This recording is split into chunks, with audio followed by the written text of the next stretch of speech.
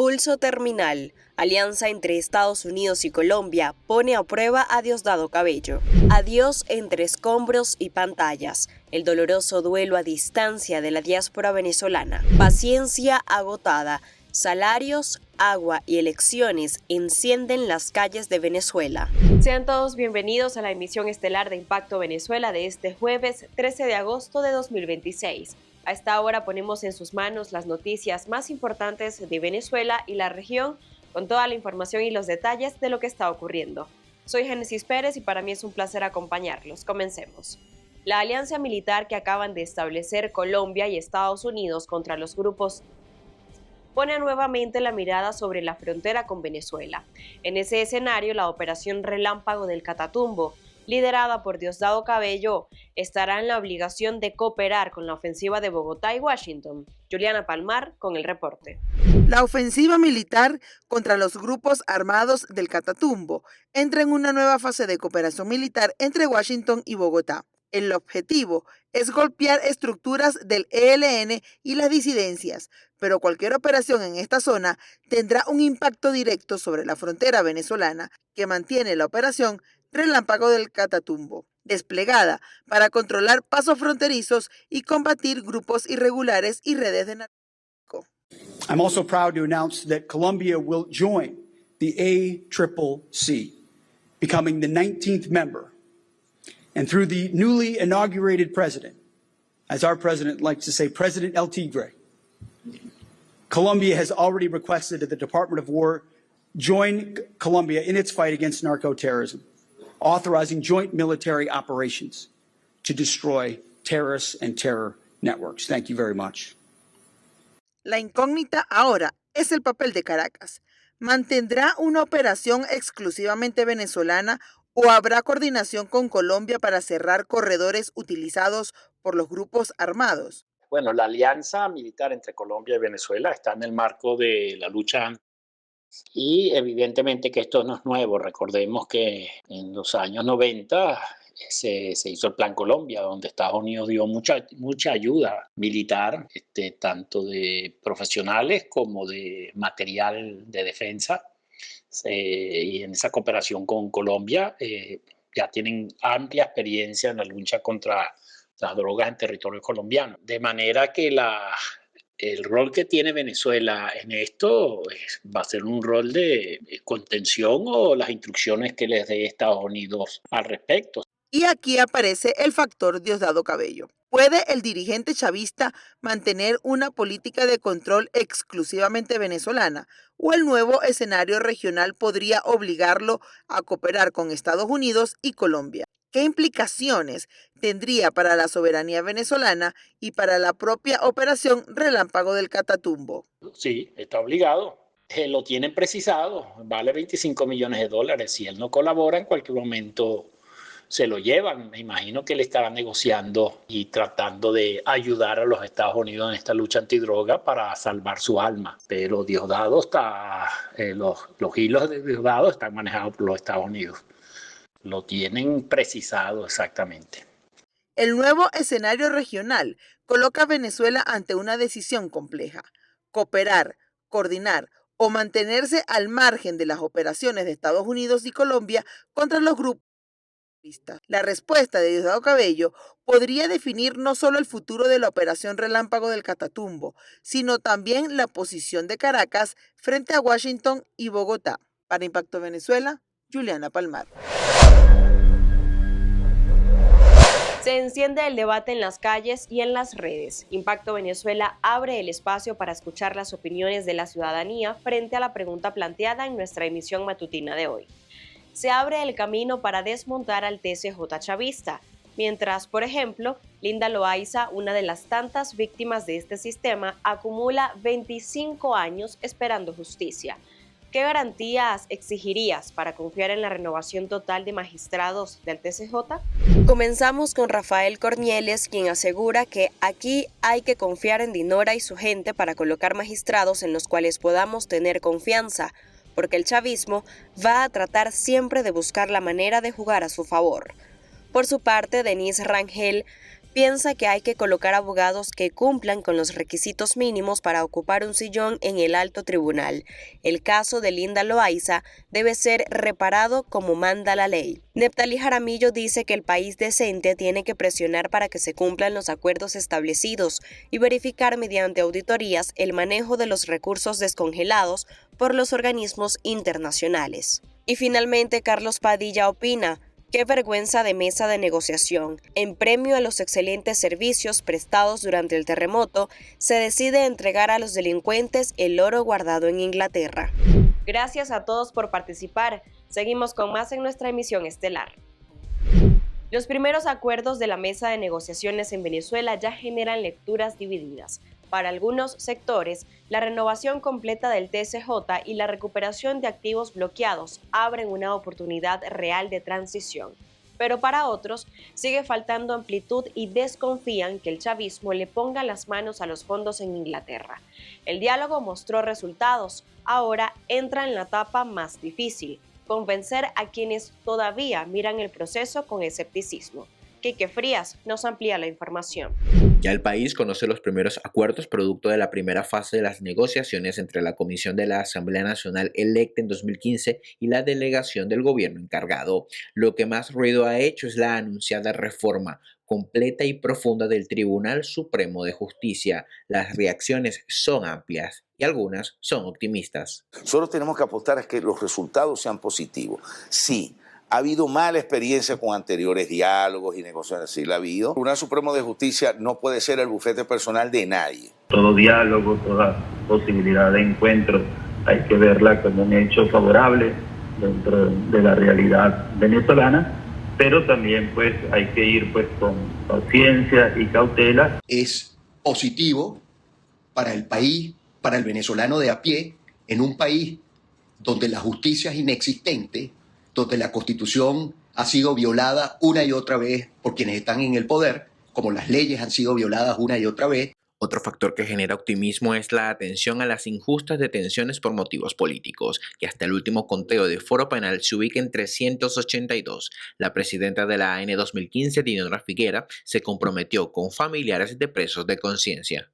En reunión sostenida con familiares de presos y perseguidos políticos, asumimos el compromiso para que en los próximos días se vayan dando las liberaciones. Yo te puedo decir que nosotros estamos trabajando duro, intenso, para que los presos políticos queden libres. El optimismo no es general. Hay voces que miran con desconfianza el acuerdo sobre los activos venezolanos retenidos en el Banco de Inglaterra. El chavismo reclamó durante años esos fondos, a los que Nicolás Maduro no pudo acceder desde 2019 por temas de legitimidad. Ahora, el gobierno encargado con Delcy Rodríguez y el argumento de atender a las víctimas del doble terremoto logra ponerle la mano a millones de dólares. La promesa, transparencia y auditoría. Pero el historial del manejo de fondos estatales genera mucho escepticismo. Ahora se les da 4.000 millones de dólares para una supuesta reconstrucción que no se está viendo por ningún lado, ¿no? No es moralmente correcto celebrar que al régimen se le entregue 4.000 millones de dólares en oro de los venezolanos. Al margen de una declaración de Delcy Rodríguez, una vez conocido el alcance de las primeras conversaciones, el chavismo comunicacionalmente permanece mudo, a pesar de la responsabilidad que tiene de, ahora sí, dar garantías reales en un momento excepcional para la nación. Las protestas están cambiando de tono y también se están multiplicando. El Observatorio Venezolano de Conflictividad Social contabiliza 1.926 protestas en lo que va de año, con reclamos que van mucho más allá de los apagones. Trabajadores exigen mejores salarios, comunidades piden agua y vivienda y otros sectores reclaman justicia y elecciones. Son demandas distintas pero con algo en común, que la paciencia se está agotando. María José Prado con más detalles. La calle venezolana está agarrando otro tono. Ya no es solamente el apagón de una comunidad o el reclamo de un trabajador frente a una institución. En los últimos días las protestas se han regado por el interior del país y están mezclando problemas que tienen algo en común, afectan directamente el bolsillo y la vida diaria. El Observatorio Venezolano de Conflictividad Social contabiliza protestas en 10 estados, entre ellos Anzoátegui, Aragua, Lara, Zulia, Falcón, Guárico y Nueva Esparta. Los reclamos van desde salarios y vivienda hasta agua y seguridad social. Y tenga la seguridad usted que si no aceleran las elecciones y si no acelera las elecciones legislativas. Y le está mamando gallo a la clase trabajadora porque piensan ustedes que no vamos a volver a calar los 130 bonos de aguinaldo este diciembre. Está equivocado. Entonces, la fuerza laboral de este país ya sabe que no nos lo vamos a calar y el 6 de septiembre vamos a hacer lo impensable como hicimos el 9 de enero. La protesta está pasando de la queja puntual al reclamo acumulado. En Puerto de la Cruz, vecinos llegaron hasta la residencia del alcalde por los apagones. En Valencia, habitantes de El Trigal hicieron lo mismo frente a la residencia oficial del gobernador Rafael Lacaba. Y en Aragua, vecinos de La Candelaria denuncian 3 meses sin agua. Es decir, para mucha gente el problema dejó de ser solamente político. Es que no hay luz, no hay agua, el salario no alcanza y las condiciones para jubilarse tampoco dan respuesta. En Caracas, sindicatos y organizaciones civiles marcharon hasta el lugar donde se desarrollaban las conversaciones entre el gobierno interino y la Asamblea Nacional de 2015. No fueron solamente a protestar por el salario, exigieron que sus demandas laborales y de justicia entren en esa negociación, y los sindicatos ya anunciaron nuevas acciones si no reciben respuestas concretas. Para el 6 de septiembre convocaron una gran asamblea en Plaza Venezuela para definir nuevas estrategias de lucha.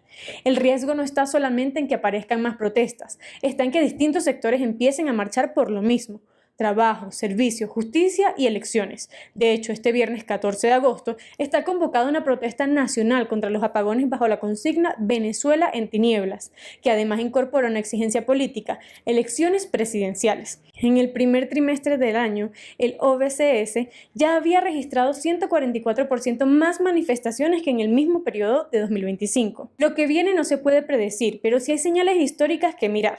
La historia venezolana muestra que una protesta puntual puede crecer cuando se acumulan reclamos y no aparecen respuestas. En 1989, el aumento del transporte fue el detonante de una ola de movilizaciones que terminó extendiéndose por el país. Hoy no hay un elemento para decir que algo parecido vaya a ocurrir, pero sí hay reclamos, más sectores involucrados y menos paciencia. Y si las respuestas siguen sin llegar, la presión en la calle puede crecer y volverse cada vez más difícil de contener. Miles de personas perdieron sus viviendas, pero el terremoto también dejó en pausa una parte importante de la actividad económica de La Guaira. El gobierno anuncia viviendas y créditos, pero el sector privado reclama medidas para reactivar los negocios y participar en las decisiones de reconstrucción. Juan Gutiérrez Gamba nos amplía. A casi 2 meses de los terremotos, La Guaira enfrenta una crisis que va más allá de las viviendas destruidas. El economista Asdrúbal Oliveros estima que el PIB del Estado podría contraerse cerca del 35% durante 2026, con el mayor impacto entre julio y septiembre. La interrupción golpea el comercio, el turismo y las actividades vinculadas al puerto y al aeropuerto.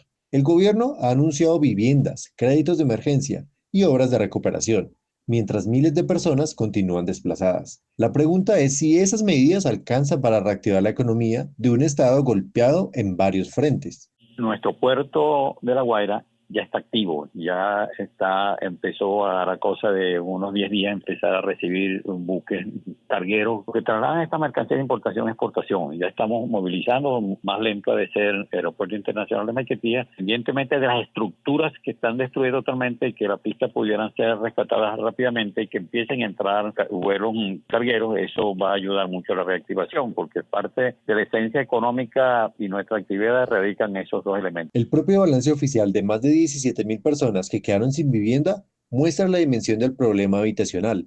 La Cámara de Comercio de La Guaira ha planteado medidas como alivios tributarios para empresas y comerciantes afectados y reclama mayor participación del sector privado en la reconstrucción. La actividad real de Vargas se va a llevar a cabo en el momento que ingresen recursos para reactivar todos aquellos negocios que de otra manera fueron afectados, que son más del 40 al 45% de esos comercios que están afectados y que necesitan, afectados en su totalidad, que no tienen ni locales ni tienen mercancía y el capital se perdió. Esa gente necesita urgentemente que el Estado venezolano, conjuntamente con el sector privado, ayuden a resolver la situación que tienen en el Estado. La reconstrucción necesita atender a quienes perdieron su hogar y recuperar una economía que sostiene a miles de familias. Para los economistas, el gasto público, la recuperación del puerto y el aeropuerto, más los créditos, evitarán una caída mayor, pero difícilmente cambiarán el diagnóstico general. En el centenario del nacimiento de Fidel Castro, los cubanos se preguntan qué queda de las promesas de la revolución socialista que dirigió durante casi medio siglo y si sus sucesores están a la altura del desafío. El Partido Comunista de Cuba, el único en la isla, ha dedicado la semana a homenajear al fallecido líder revolucionario con exposiciones, conciertos y conferencias. Pero el aniversario del 13 de agosto llega en medio de una de las peores crisis que recuerda la isla, sometida a una fuerte presión de Washington y afectada por una grave escasez de alimentos y agua, así como por apagones crónicos. Veamos. Cuba celebra el centenario del nacimiento de Fidel Castro. El aniversario del 13 de agosto llega en medio de una de las peores crisis que recuerda la isla, sometida a una fuerte presión de Washington y afectada por una grave escasez de alimentos y agua y por apagones crónicos. Parte de la generación que creció bajo el liderazgo de Castro lamenta que sus logros apenas sobreviven. ¿Por qué quitan la luz tanto? Están acabando con todos los aparatos. Yo misma que me saqué en el campo el refrigerador y la lavadora. Ya el refrigerador está, que yo hasta que esperar, a ver.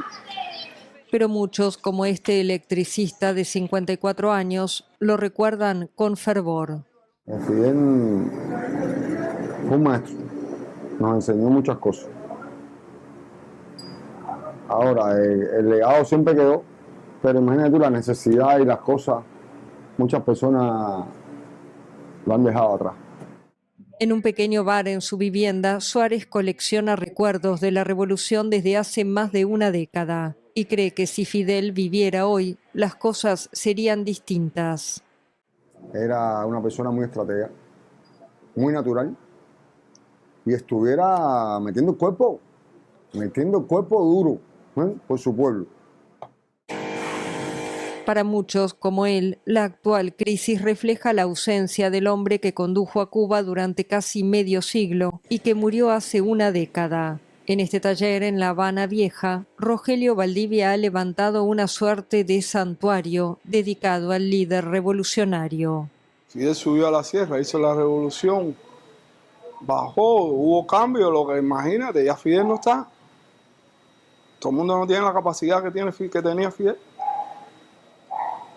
Hay que seguir, hay que seguir. Para otros, los problemas de Cuba no tienen que ver con su ausencia física, sino con el legado que dejó. Este historiador recuerda que durante su juventud supo ver a Fidel como el Redentor, pero esa imagen se fue deteriorando con el tiempo, a medida que la realidad de la vida en la isla se alejaba de las promesas de la revolución. Y el deterioro de las condiciones materiales de vida le ha abierto los ojos a mucha gente. Ha sido un golpe, ha sido un shock. Y eso para una generación como la actual, la generación Z, no va mucho con eso, ¿no? Y por lo tanto la gente lo ve con cierta distancia y sí como responsable originario de este desastre nacional. Quienes lo conocieron de cerca como este ex dirigente estudiantil y cercano colaborador de Castro, admiten que el centenario llega en un momento complejo. En momentos de crisis todo eso se erosiona, se daña, es incuestionable que ha ocurrido, por lo tanto tenemos todavía más en el año de su centenario, si queremos ser consecuentes con rendir un legado a la altura de esas condiciones, de interpretar para que eso no siga ocurriendo y tomar las decisiones en todos los órdenes que estén en la línea de lo que nos enseñó. Aún así, el afecto por Castro sigue vivo entre buena parte de los cubanos. Le pasa mucho trabajo. Con nuestro comandante no. A casi 10 años de la muerte del comandante guerrillero, muchos cubanos se preguntan si sus sucesores están a la altura del desafío.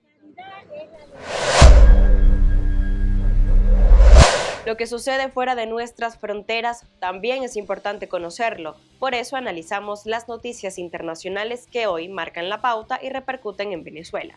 Revisamos estos hechos clave, como siempre, en nuestro portal de la casa Impacto Venezuela. De revolucionario a pieza de la transición. El papel del nieto de Raúl Castro en el plan de Estados Unidos para Cuba. Raúl Guillermo Rodríguez Castro, nieto del expresidente Raúl Castro, ha pasado de ser un discreto escolta a convertirse en uno de los principales interlocutores de Cuba en las negociaciones secretas con la administración del presidente Donald Trump. Según una investigación del New York Times, su nombre incluso ha sido mencionado como una figura que Washington podría considerar aceptable para liderar una eventual transición en la isla.